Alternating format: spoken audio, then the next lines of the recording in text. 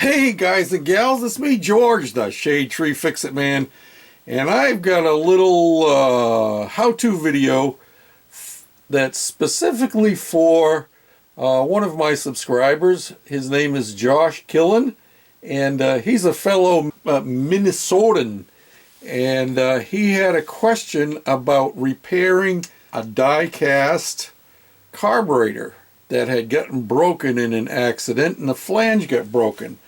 So I decided I would show him how I would do it. And let's see if I can break this carburetor. That's the first thing you got to do, is break it. Oh boy, it don't want to break so easy. And I don't want to break my bench either. So let me try it a different way here. Maybe if I hold it in my hand and just give it a whack right there. What do you think?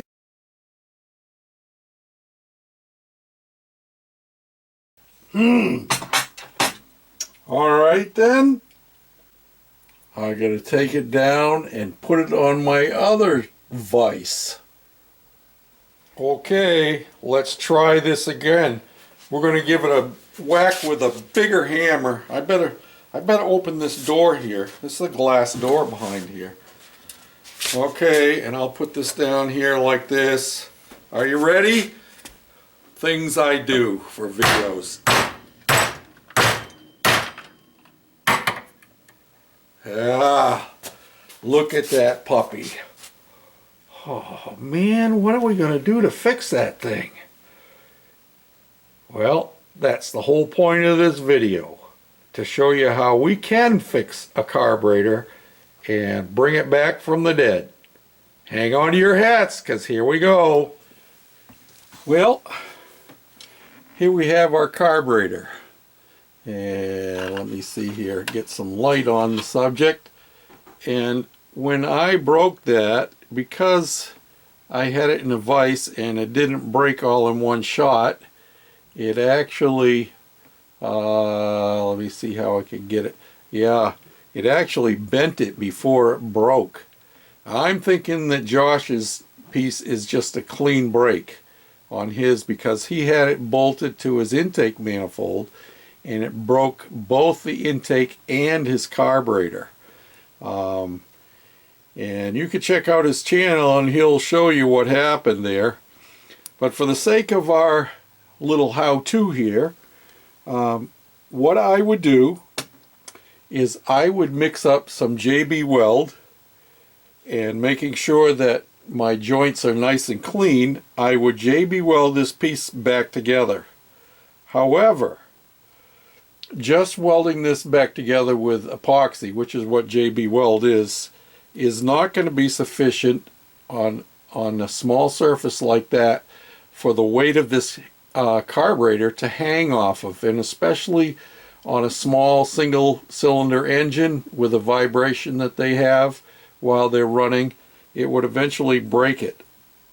So what I suggested to him, and what I think will work quite well, is if he will take something like a small piece of aluminum, or even a piece of steel, or perhaps a piece of brass, and just for illustration purposes, this is paper.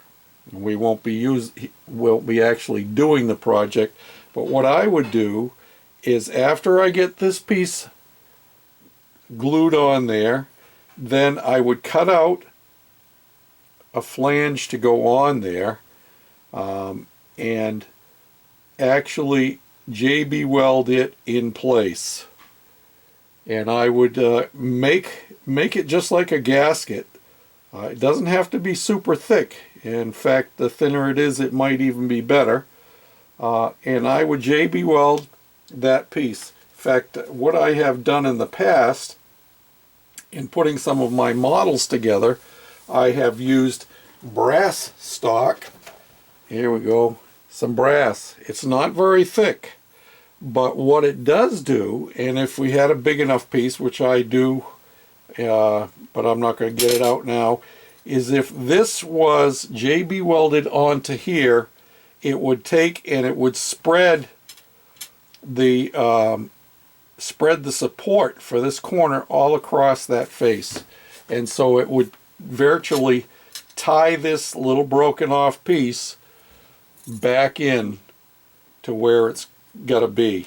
But that's the idea, Josh. You glue your piece on here with your JB weld, and then you make yourself a flange. The thinner the better, in my opinion. And you mix up some more JB weld, and you weld that to the face of this. Of course, you're going to have your holes cut in it, both for the throttle body as well as to your two mounting bolt holes. So I hope that will be helpful to you. And till next time, this is George, the Shade Tree Fix-It Man, saying thanks for watching.